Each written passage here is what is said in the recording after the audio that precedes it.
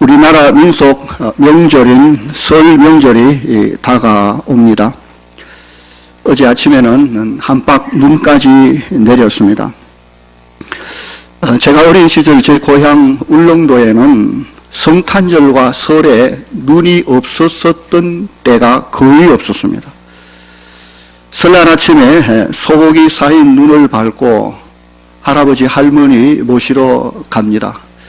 모셔가서 온 가족이 함께 세배를 하고 그리고 맛있는 떡국을 먹죠. 그리고 친구들과 함께 동네 어르신들 친지를 찾아다니며 또 세배를 하고 또 박상을 얻어먹고 우회에 연도 날리고 그렇게 놀았습니다. 저녁에 되면 온 가족이 뜨끈뜨끈한 그 온돌 아랫목에 둘러앉아 온갖 이야기의 꽃을 피우고 또 유철 놀기도 그렇게 했습니다. 참 설은 설레는 날, 그야말로 한 살 더 먹는 의미와 또 한 해를 시작하는 참 복된 날, 서로 덕담을 나누며 그런 참 아름다운 날들로 늘 기대되곤 했습니다. 그리고 교회에서는 설 예배를 또 따로 드리곤 했습니다. 저희 집안은 친척, 가족 거의 대부분 다 신앙을 가진 교회 다니는 믿음의 사람 가족이기 때문에 저는 이런 것이 설에 느끼는 전부 그런 느낌이었습니다. 근데 제 주위에 교회 다니지 않는 친구들이 있는데 그들에게 있어서 설에 해야 될 가장 중요한 일은 앞에서 말한 그런 것보다 설날 아침에 온 가족이 조상에게 제사를 지내는 일이었습니다. 저는 제사를 그렇게 안 드려봐서 잘 모르겠지만 그들에게 있어서 조상 제사는 어쩌면 한 집안의 가장 큰 행사였다고 생각합니다. 우리나라가 언제부터 이렇게 했는지 모르겠지만 추석이나 설 명절 되면 온 민족이 조상 제사 지내는 일에 몰두하는 걸 볼 수 있습니다. 집집마다 아무리 가난해도 제사상을 거하게 차리지요. 맛있는 밥과 국과 떡과 과일과 고기를 잔뜩 올리고 조상의 지방을 써붙이고 온 가족이 그 앞에 엎드려 차례로 절하는 것이지요. 조상께 감사하고 또 복을 기원하는 그런 일을 합니다. 그들은 이렇게 해서 돌아가신 부모님에게 효도하는 것이 자식의 도리라고 그렇게 생각을 합니다. 근데 더 중요한 것은 이렇게 모셔야 돌아가신 조상이 그 자손 후손들에게 복을 준다라고 믿고 있는 것이죠. 그래서 만일 이 일을 소홀히 여기면 큰일 나죠. 혹 가정에 예수 믿는 형제나 자녀, 가족에서 이 제사에 참여하지 않으면 그는 정말 온갖 핍박과 박해를 받아야 했고 불효 자식으로 낙인시키고 심지어 가족에서, 가정에서, 가문에서 쫓겨나는 일도 비일비재한 것입니다. 다시 말하면 우리나라 민족의 대부분이 효라는 좋은 명목 하에 사실은 조상 신을 섬기는 종교, 다 가족 종교를 집집마다 가지고 있다 그렇게 봐집니다. 과연 부모나 사람이 죽으면 그 영혼이 그렇게 할 수 있을까? 그 영혼이 여기저기 떠돌아다니다가 제삿날이 되고 명절이 되면 자손의 집에 찾아와서 자손들이 차려놓은 그한 음식을 먹고 기뻐하고 절을 받고 그리고 그 후손들에게 원하는 바 복을 줄 수 있을까? 절대로 그럴 수 없지요. 많은 그렇게 제사하는 사람들조차 믿지 않고 그냥 하는 사람들도 많습니다. 사람이 죽으면 그 육체는 당연히 흙에서 왔으니 흙으로 돌아갈 것이고 그리고 그 영혼은 그를 창조하신 하나님 앞에 가서 하나님의 심판을 받습니다. 하나님의 자녀라면 당연히 하나님 나라에 들어갈 것이고 하나님 자녀가 아니라면 제갈 곳을 가고 마는 것입니다. 그곳이 어디겠습니까? 다시 말하면 죽은 후 세상에 떠돌아다니는 사람의 영혼은 절대로 없습니다. 하나님이 그렇게 하지 않으셨습니다. 세상을 떠돌아다니는 영적 존재가 사실 많은데 그건 귀신들입니다. 어쩌면 우글우글 한다고 보면 됩니다. 천사 중 하나가 하나님께 범죄하여 쫓겨나 마귀가 되는데 그 마귀가 쫓겨날 그때 따라 나섰던 천사들의 무리가 성경에 보면 많습니다. 악령들, 악한 영들로 변합니다. 우리나라 사람들이 조상효도라는 명목하에 사실은 귀신에게 효도하는, 귀신을 섬기는 민족으로 오랫동안 내려와 있습니다. 사단, 마귀, 그 귀신들의 특징이 몇 가지가 있는데 원래 이것들은 하나님을 수종들기 위하여 지원받은 영적 존재들인데 아름답게 창조된 것들입니다. 그러나 그것들이 하나님께 범죄하여 쫓겨난 이후 그들은 영원히 하나님의 심판을 받기로 이미 확정된 자들입니다. 귀신이 구원받는 일은 없습니다.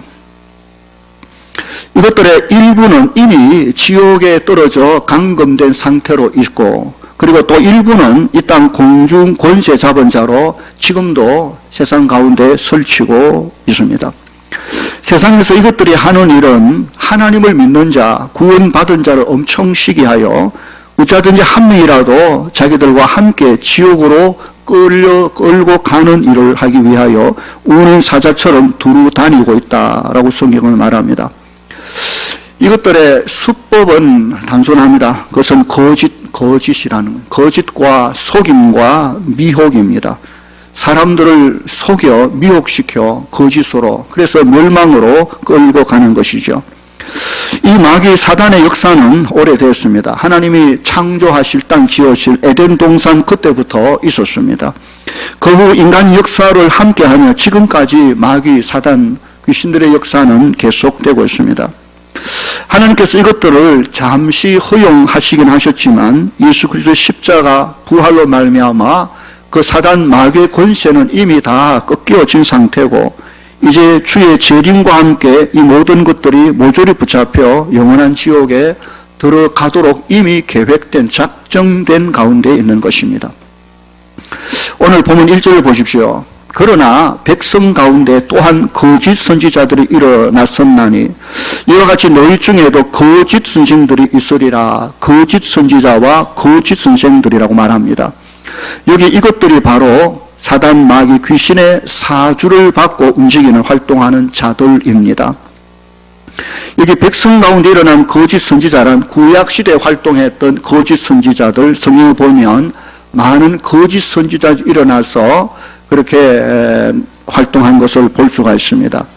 그리고 본문에 너희 중에 일어난 거짓 선생들이라고 말한 것은 신약시대 초대 교회 안에 가만히 들어와 활동했던 자들을 말합니다. 모두가 사단의 귀신 사주를 받고 움직이는 자들입니다. 이들은 예수님께서 말세에 되어질 이미 예언하셨던 말씀 가운데 나타나는 사람들입니다. 마태복음 24장 4절에 너희가 사람의 미혹을 받지 않도록 주의해라. 많은 사람이 내 이름으로 와서 이르되 나는 그리스도다 하여 많은 사람을 미혹하리라. 바로 이 미혹자들을 가리켜 하는 말입니다. 그리스도의 이름으로 왔으나 그리스도가 결코 아니지요. 그리스도의 사람이 전혀 아니며 거짓 위장한 거짓 선지자, 거짓 선생들이, 거짓 유혹자들이 일어날 것이다 라고 말한 그들이 바로 이들입니다. 오늘 보면 1절에서 3절에서는 이런 거짓 선생들의 정체, 특징에 대하여 그들이 어떻게 활동하며 그 미치는 영향이 어떠한가를 말합니다. 왜냐하면 이것 세력들이 이미 교회 안에 파고 들어와 교회를 어지럽게 하기에 성도들을 보호하기 위하여 가르치고 우리도 잘 듣고 대비를 잘 해야 됩니다. 첫째로 1절 중간에 보십시오. 그들은 멸망하게 할 이단을 가만히 끌어들여 자기들을 사신 주를 부인하고 임박한 멸망을 스스로 취하는 자들이라 라고 했습니다. 여기 멸망할 이단이라고 말하는데 예를 들어 우리나라의 통일교 문선민 같은 사람입니다. 전도관의 박태성 같은 사람이고 단일선교 이장님 같은 사람, 구원파의 박옥수 같은 사람, 신천지의 이만희 같은 사람, 하나님의 교회에 무슨 안상홍 같은 사람, 여호와의 증인, 기타 이런 수많은 이단들의 교주를 두고 하는 말입니다.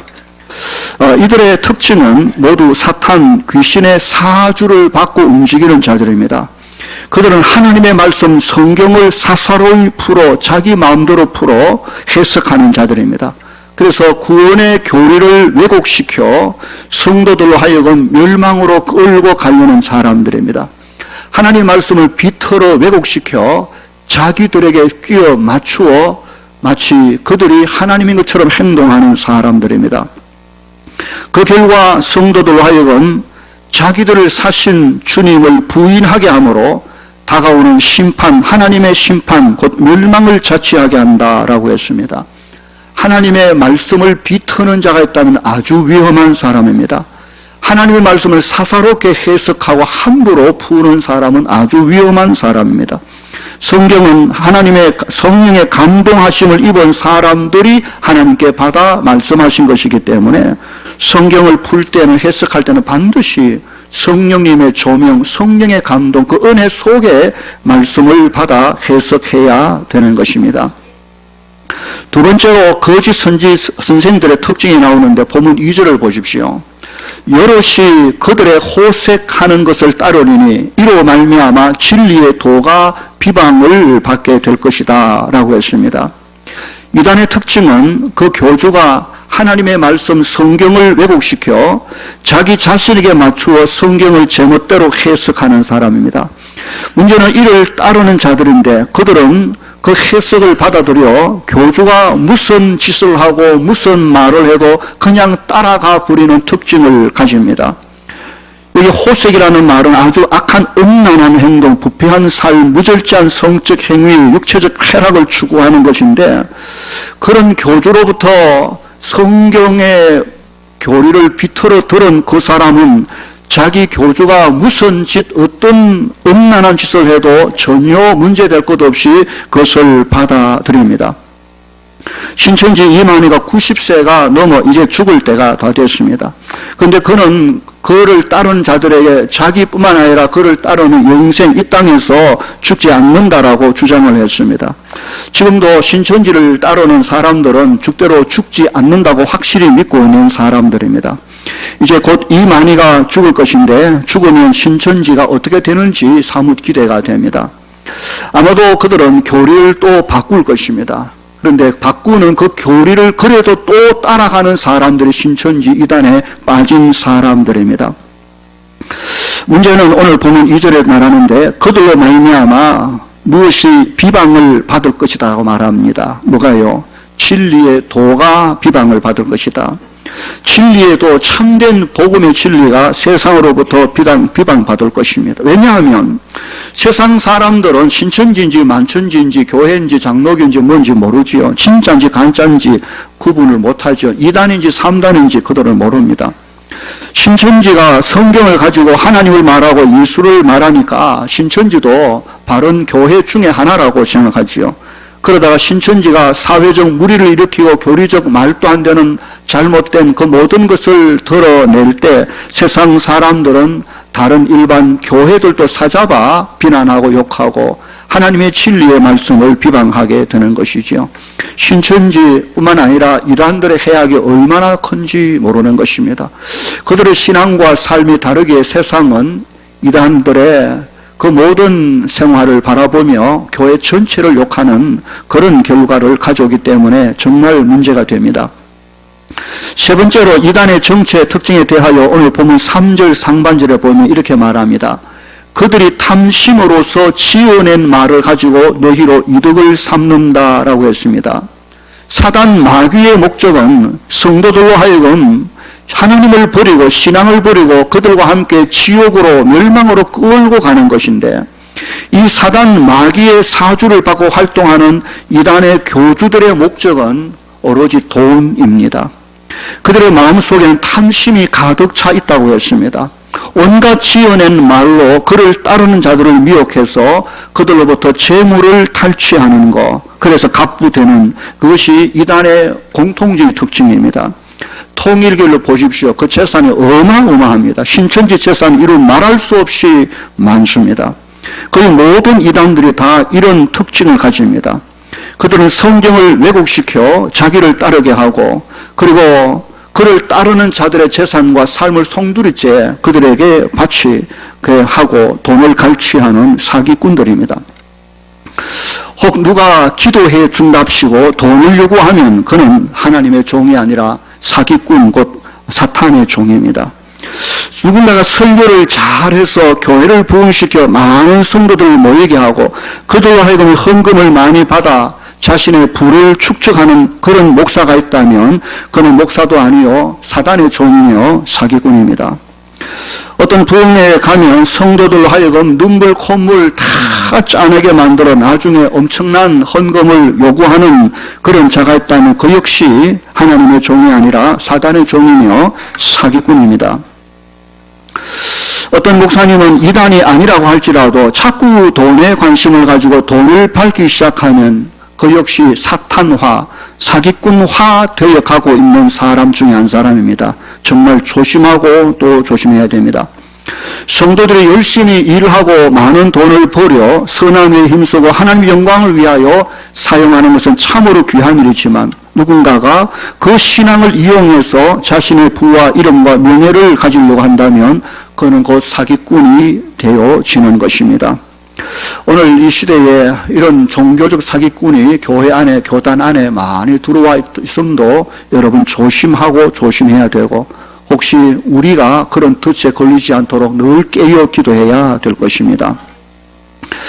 이제 오늘 보면 3절 하반절부터 9절까지는 이런 거짓 선생들에 대한 하나님의 무서운 심판이 어떠한가를 밝혀주고 있습니다. 3절 하반절 보십시오. 그들의 심판은 옛적부터 지체하지 아니하며 그들의 멸망은 잠들지 아니하느니라 했습니다. 하나님께서 그들을 반드시 심판하신다는 뜻입니다. 그리고 여기 멸망이라는 말을 의인화해서 잠들지 않는, 멸망이 잠자지 않는다. 마치 시처럼 그렇게 표현했습니다. 하나님의 심판으로 그들의 멸망할 것이 언제나 준비되어 있다라고 하는 뜻인 것입니다.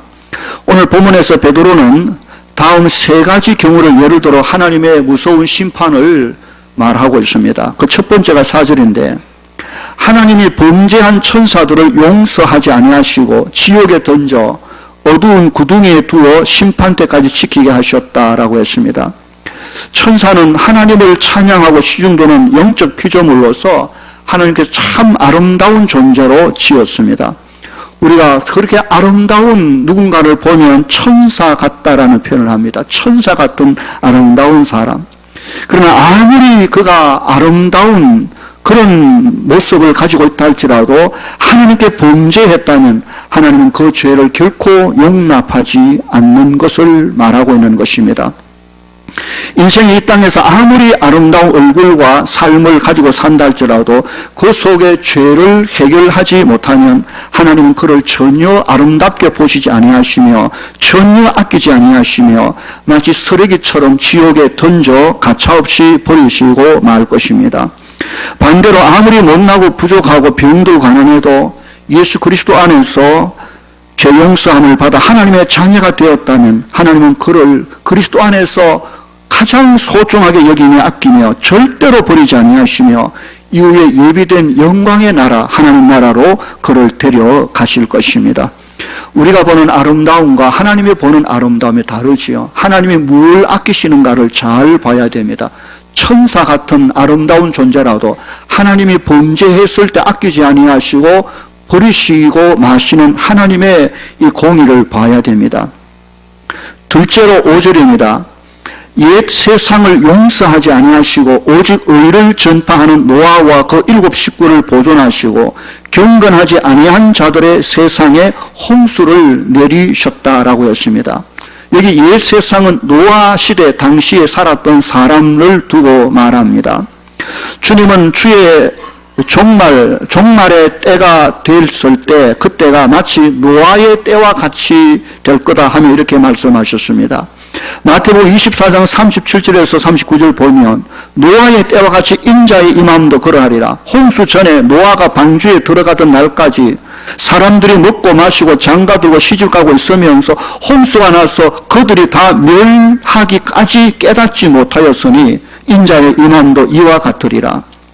당시 노아는 세상 죄악에 대하여 하나님의 심판의 경고를 듣고는 하나님의 말씀대로 120년 동안 방주를 지으면서 그 세월 속에 그냥 방주만 지은 게 아니라 본문처럼 의를 세상에 전파했다고 말했습니다. 세상을 향하여 하나님의 말씀을 전하며 무서운 심판이 임할 것을 말했습니다. 그러나 당시 사람들은 하나님의 말씀에 귀를 기울이지 아니하고 그들의 온갖 죄악으로 충만해 있었고 그 죄를 즐기며 살았습니다. 그들 중에는 네피림 같은 이 땅에 굉장한 영웅들도 살고 있었습니다. 그러나 결국 그들은 회개하지 아니하였고 주께로 돌아오지 아니하였고 하나님은 그 땅의 모든 인생들, 네피림 영웅 같은 혹을 대단한 사람도 다 모조리 물로 심판하고 말았습니다. 당시 구원받은 사람은 의를 전파한 노아와 그 가족 8만 구원받았습니다. 세 번째로 심판당한 경우는 6절에 소돔과 고모라입니다. 6절 보십시오. 소돔과 고모라 성을 멸망하기로 정하여 죄가 되게 하사 후세에 경건하지 아니할 자들에게 본을 삼으셨다고 했습니다. 소돔과 고모라 이야기는 창세기 19장에 잘 나와 있습니다. 원래 그 땅은 너무나도 아름답고 비옥한 땅이어서 롯이 선택한 땅입니다. 그러나 그 땅에 사는 사람들은 성적으로 타락할 대로 타락한 사람들이 살아가고 있는 도시였습니다. 특히 동성애가 극에 달한 곳이 소돔 땅이었습니다. 소돔이라는 영어는 동성애를 의미하는 말입니다. 다시 말하면 동성애, 소돔 사람들이 얼마나 동성애에 젖어 있는지 모르는 그 땅입니다. 하나님은 그 땅을 결코 용서하지 아니하셨습니다. 그 땅에 유황불을 내려 심판하여 그것을 완전히 멸하여 죄가 되게 하셨다라고 했습니다. 하나님 이렇게 무섭게 심판하시는 것은 후세에 그렇게 사는, 음란하게 사는 사람들에게 본을 삼기 위해서였다라고 성경은 말합니다. 오늘날 세상에 우리나라가 세상의 동성애, 동성혼 이것을 합법화하려고 기를 쓰고 있습니다. 소돔과 고모라를 향한 하나님의 이 심판을 보고도 만일 돌이키지 않는다면 이 땅은 하나님의 불심판을 절대로 면할 수 없을 것입니다. 그러나 하나님은 그런 곳에서도 의롭게 살았던 롯을 건지셨습니다. 아브라함의 조카 롯이 소돔 땅에 살았는데 온갖 음란한 삶을 살아가는 소돔 사람들의 틈 속에 그는 말할 수 없는 마음의 고통, 상함을 느꼈다고 말합니다. 하나님은 그 마음 상한 그 롯을 그곳에서 건져내시고 그 땅을 유황불로 완전히 죄로 만들고 말았습니다. 이전에 성지순례를 다녀왔었는데 그 땅을 가보았습니다. 지금도 그곳에는 새까맣게 타다 남은 돌덩어리들이 있고 그 돌덩어리 속에 노란 유황이 들어있는 것을 가이드가 직접 돌을 깨서 우리에게 보여주고 우리도 확인을 했습니다. 무서운 하나님의 심판이 그곳에 임했음을 우리가 보게 되어지고 이것은 이후에 그런 짓을 하는 자들에 대한 경고로 주님 주셨는데 과연 이 나라의 이 민족이 이 말씀 앞에 다시 회복하고 돌아와서 회개하고 하나님의 복을 받을 것인지 아니면 하나님의 불심판을 받을 것인지 정말 중대한 기로에 서 있다라고 여겨지지 않을 수가 없습니다. 오늘 말씀의 결론은 9절입니다. 9절 보십시오.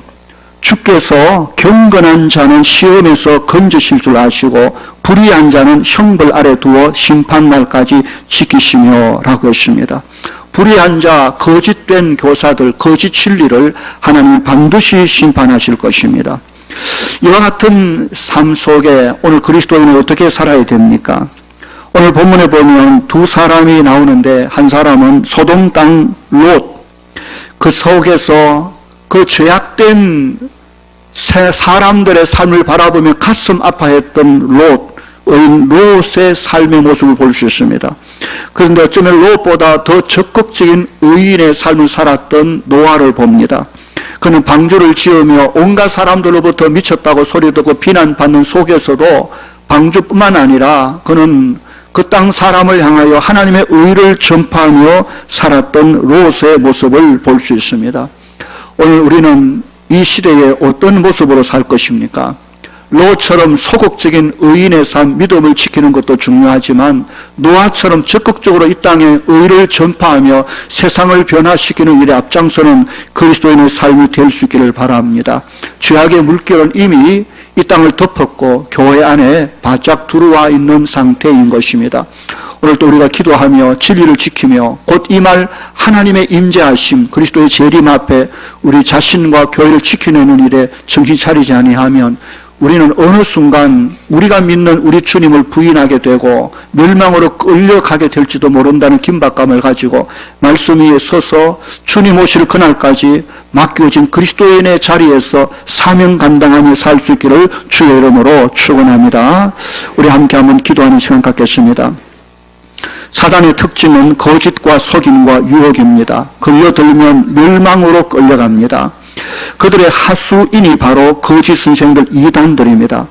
그들의 특징은 하나님의 말씀을 왜곡시켜 그를 따르는 자들로 구원의 고리를 무너지게 만들며 그들의 삶을 더럽게 타락시켜 결국 멸망으로 끌고 가는 짓을 합니다. 거짓 선생, 거짓 이단들이 교회 안에 들어오지 못하도록 해야 합니다. 하나님의 말씀에 우리가 먼저 바로 서지 아니하면 그들의 교묘히 꾸며낸 말에 우리가 속아 넘어갈 가능성이 있습니다.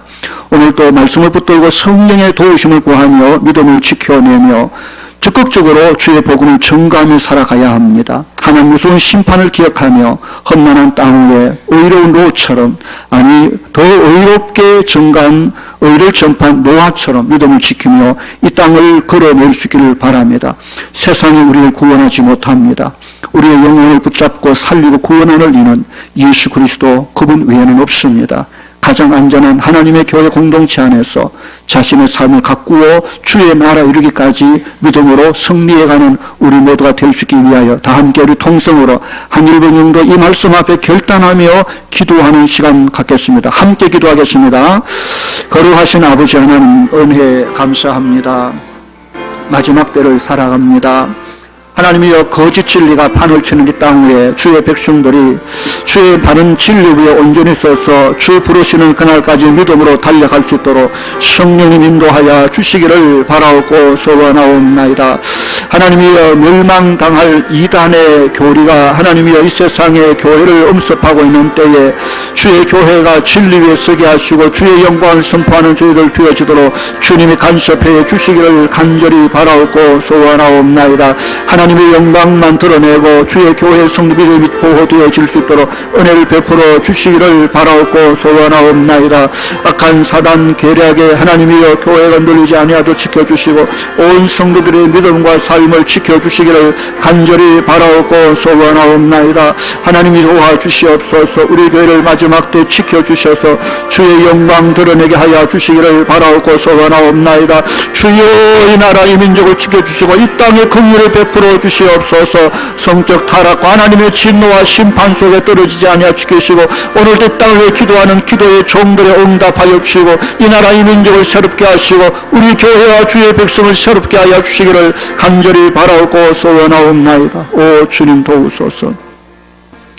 마지막 시대에 일어나게 될 유혹자들, 거짓 교사들에 대한 경고를 우리가 들었는데 주여, 오늘 이 시대의 주의 백성들이 하나님 말씀을 굳게 붙들고 성령 안에 자신을 지키며 주의 교회를 지키며 주님이 주신 이 땅의 사명 끝까지 감당해낼 수 있도록 용기와 힘과 믿음 덧입혀 주시기를 소원합니다.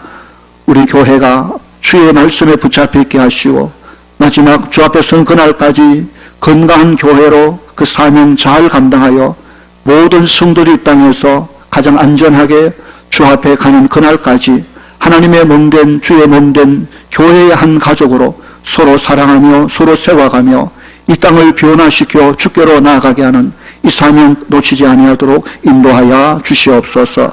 함께 하심을 감사하고 예수님 이름으로 기도하옵나이다. 아멘.